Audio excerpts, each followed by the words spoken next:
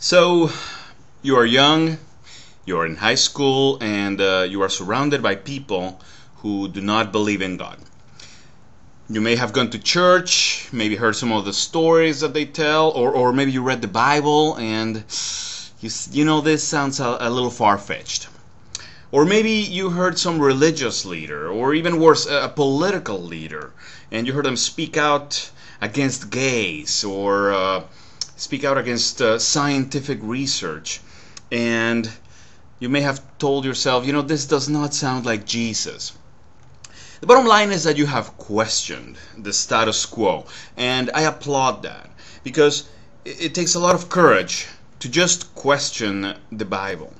And the fact that you're questioning is amazing. Not a lot of people have that kind of courage.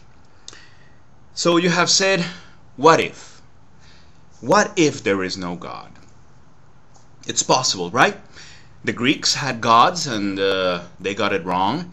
The Egyptians had their gods and they also got it wrong. So to you it seems that we're just repeating the same mistake over and over again. And it's a fair question to ask. What if instead of God creating us in His image, it's really us creating God in our image? It's a revolutionary idea, right? Now you're afraid to talk about this or to just present this question to your peers, your friends, because you're afraid that if you ask it or if you talk about this, you will be shunned, you will be criticized, you will be ostracized. Heck, in high school, you will probably get beat up. Never underestimate a Christian's capacity for violence. So you have two options. You can stay in the closet and belong to the group, or you can come out and face prejudice, discrimination, and solitude. Now, first of all, let me tell you that I know exactly how you feel, because it is not easy being an atheist in a world of believers. Now, you probably already heard this. It's better to be alone for the right reasons than to be with someone for the wrong ones. So I won't tell you again, but I just did. The bottom line is that this is an issue of character. And it's an issue of character because you can lie and be accepted, or you can be honest and accept the consequences.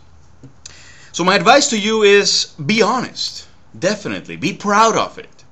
Be proud of the fact that you were smart enough to figure it out. You looked at the Bible and you said, yeah, you know, this doesn't do it for me. And instead of blindly following an ancient text, you decided to think about it and to find the answers for yourself. That is awesome. You have absolutely nothing to be ashamed of. They may make fun of you too. Yes, they can be very, very cruel. And they will respect you.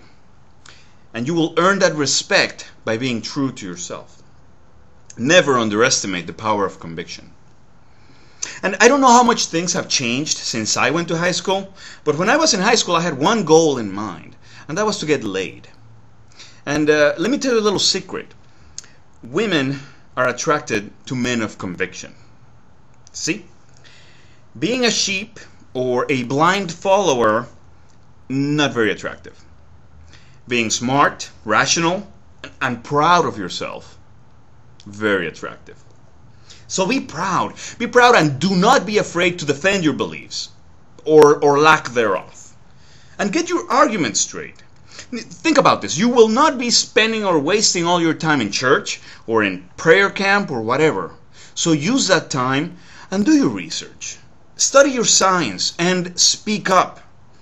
Don't let anyone get away with, well, God said so. Religion should not get a free pass just because it's religion. And also, don't overestimate a religious fanatic's capacity for rational debate. Trust me, in this day and age, there are very few, even Christians, there are very few that are willing to defend a talking snake. They're not proud of it. I do not know many Christian adults that are ready to admit that they believe in ghosts. So, still, there's plenty of people out there that will attack you, and they will use God to justify their own prejudice and their own bigotry. It's ironic, I know, but they will justify their own immorality by claiming a piety. And it's up to your generation to make sure that prejudice, discrimination, inequality, and hate does not get passed on to the next generation. So if they accuse you of not having any morals or any values simply because you don't believe in God, ask them if they have ever heard of humanism. It's just an idea. Because, you know what? You can be good without God, you know? So do not be afraid to speak up against religious intolerance, religious discrimination, religious hypocrisy, because someone has to do it.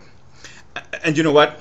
I hope that you decide to be a man of strong conviction and character, because we are counting on you.